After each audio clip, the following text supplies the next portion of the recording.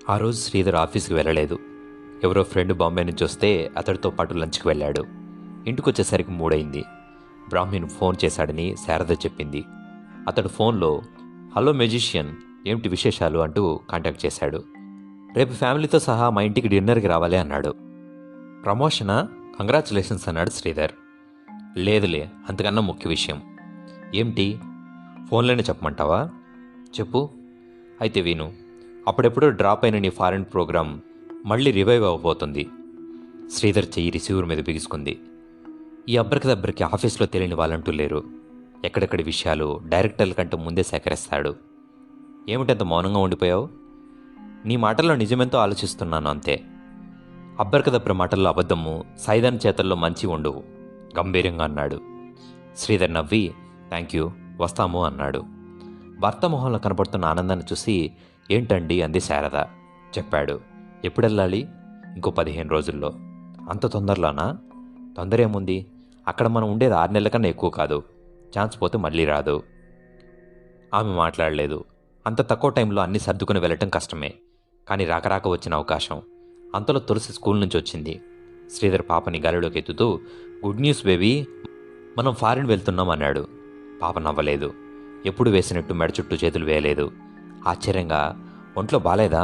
నుదురి మీద చేయి వేస్తూ అడిగాడు. బాగానే ఉంది పాప అంది. కానీ కంఠంలో హుషారు లేదు. శారద కంగారుగా ఏమైంది అంది. ఆమె కంగారు చూస్తే అతడికి నవ్వొచ్చింది. స్కూల్ నుంచి వచ్చిన అలసటేమో అనుకున్నారు ఇద్దరు. ఒళ్ళు వెచ్చకాలేదు అన్నాడు శ్రీధర్.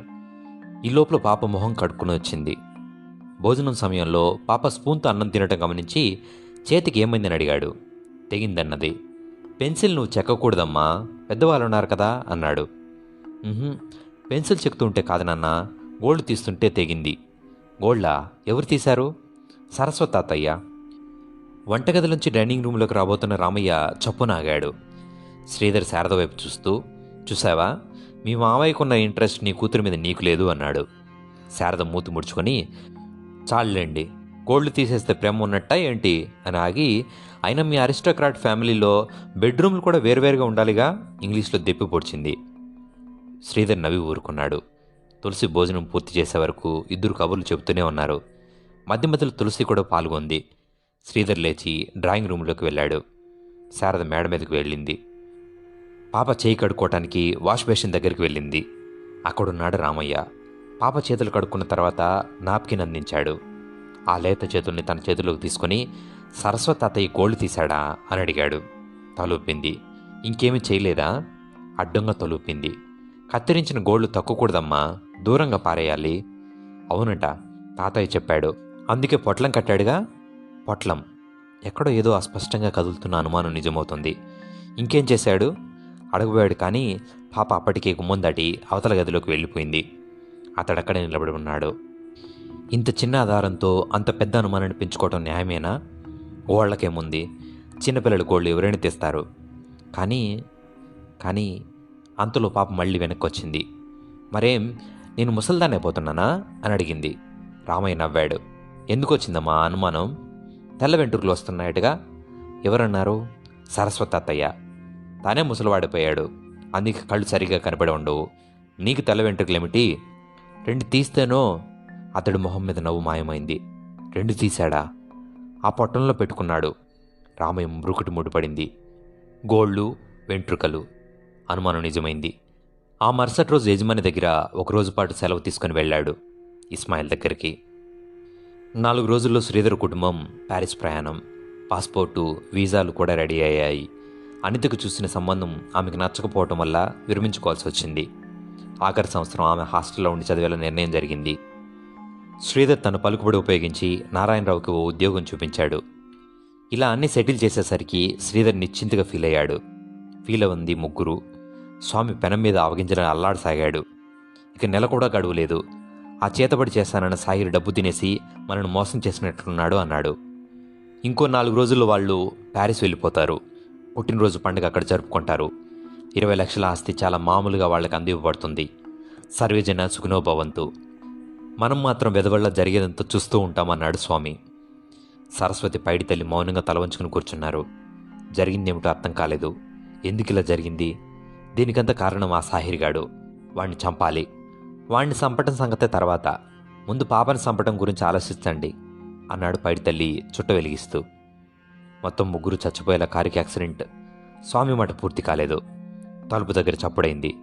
ఎవరది? సరస్వతి అరిచాడు. పైడి తల్లి వెళ్ళి తలుపు తెరిచాడు. పొడగాటి గడ్డం, మెడలు దండని కప్పుతూ భుజాల మీద గుడ్డ, బిగించిన పెదాల మధ్య కసి, కఠినతో నిండిన కళ్ళు, వాటి మధ్య రక్తవర్ణం బొట్టుతో నిలబడి ఉన్న ఓ నిలువెత్తు మనిషి ఉన్నాడు. ఖాద్రా. సలాం ఖాద్రా అన్నాడు పైడి తల్లి. మనసులో ఎటువంటి భావమున్నా పైకి మామూలుగా మాట్లాడటం పైడి తల్లి గొప్పతనం. స్వామి, సరస్వతి విస్మయంతో లేచి నిలబడ్డారు. ఈ సమయంలో అక్కడ ఖాద్రాని చూడటం ఆశ్చర్యంగా ఉంది. అతడు ఎందుకు వచ్చాడు ఇక్కడికి? ఆలోచనలో ఉండగానే అతడు లోపలికి వచ్చి కూర్చున్నాడు. ఎవరికి ఏం మాట్లాడాలో తోచలేదు. ఇటువంటి సందర్భాల్లో ఆదుకునేది పైడి తల్లే. ఖాద్రా అన్నాడు, నువ్వు కాదన్న తర్వాత నీ శిష్యుడు ఆ పని చేస్తానని ఒప్పుకున్న సంగతి నీకు తెలుసు తెలీదు? తెలుసు, ముక్తసరిగా అన్నాడు ఖాద్రా. క్షుద్రదేవత ఉపాసకులు సాధారణంగా తక్కువ మాట్లాడతారు, తక్కువగా నవ్వుతారు. అతడికి డబ్బు కూడా ఇచ్చాం, అయినా ఫలితం ఏమీ కనపడలేదు. ఖాద్రా మాట్లాడలేదు. ఒప్పుకున్న పని చేశాడో లేదో తెలీదు. చేశాడు. ఒక క్షణం నిశ్శబ్దం. సరస్వతి కొంచెం తడపడాయించాడు. ఇంతవరకు ఏమీ ఫలితం కనిపించదు. ఎందుకని? సాహిర్ చనిపోయాడు కాబట్టి. ఆ గదిలో సూది పడితే వినబడేటంత నిశ్శబ్దం ఆవహించింది. తమ కళ్ల ముందు హుషారుగా తిరిగిన 25 ఏళ్ల యువకుడు చచ్చిపోయాడంటే వాళ్ళు నమ్మలేకుండా ఉన్నారు. ముగ్గురు ఖాద్రాని చూస్తున్నారు. అతడు నిర్వికారంగా ఉన్నాడు. అయినా లోతుగా చూస్తే అతడి కళ్ళల్లో కదలాడుతున్న కసి కనపడుతుంది. చిన్నపిల్లలకు చేతబడి పట్టదని అప్పుడే చెప్పాను, వినలేదు. చిన్నపిల్లలకు చేతబడి చేసిన కారణంగా అతడు చనిపోయాడా? కాదు అన్నాడు ఖాద్రా. అతడికెవరో తిరుగుబడి చేశారు. తిరుగుబడా? అవును, అందుకే పోయాడు. దారుణంగా రక్తం కక్కుకొని ప్రాణాలు పోయిపోక గిలగిలా కొట్టుకొని 12 గంటల పాటు నరకయాతన అనుభవించి. శ్రోతల వాళ్ళు జలధరించింది. చేతబడి చేసే వాళ్ళ జీవితం పోలోపాన్పు కాదని వాళ్ళకి తెలీదు. వాళ్ళ ఆలోచనలు మరో సమస్య చుట్టూ పరిభ్రమిస్తున్నాయి. ఈ పథకం తప్పిపోతే ఇంకో దారి ఎలా అని. ఇంకెంతో సమయం లేదు. ఇంకో నెలలో అనుకున్నది జరిగిపోవాలి. ఈ చావు కారకులైన వాళ్ళని సులభంగా వదిలిపెట్టను, పళ్ళు బిగించి అన్నాడు ఖాద్రా. సాయంకాలపు మసక చీకటి అతడి మొహం మీద వికృతంగా పడుతుంది. ఆ కళ్ళను చూసి పైడి తల్లి కూడా బెదిరిపోయాడు. నా శిష్యుడు చేసిన చేతబడిని తిరగొడతారు ఈ మూర్ఖులు. చూస్తాను, ప్రతీకారం తీర్చుకుంటాను. ఆ కుటుంబాన్ని సర్వనాశనం చేయడానికి ఈరోజు నేనే స్వయంగా నా 16వ విద్య కాశ్మరాన్ని ప్రయోగిస్తాను. ఆ నీరవంలో ఖాద్రా గొంతు కర్కశంగా వినిపించింది. వింటున్న శ్రోతలు ముగ్గురు ఉలిక్కిపడ్డారు. కాశ్మరా, ప్రపంచంలో ఏ ఒక్కరికో వచ్చిన విద్య కాశ్మరా. ఏ చేతబడి చేస్తూ తిరుగుండదో, ఏం చేస్తే ఇక ఆ మనిషిని ఎవరు రక్షించరో ఆ విద్య. వాళ్ళకి ఆనందం వేసింది. ఒకళ్ళ మొహాలొకరు చూసుకున్నారు. సాహిర్ చచ్చిపోయిన బాధ లేదు ఇప్పుడు. అతడి గురువు రంగంలోకి దిగాడు. కాశ్మరా, 21 రోజుల్లో పాప మరణం తథ్యం. ఖాద్రా తనకు కావాల్సిన వస్తువులు చెప్పసాగాడు.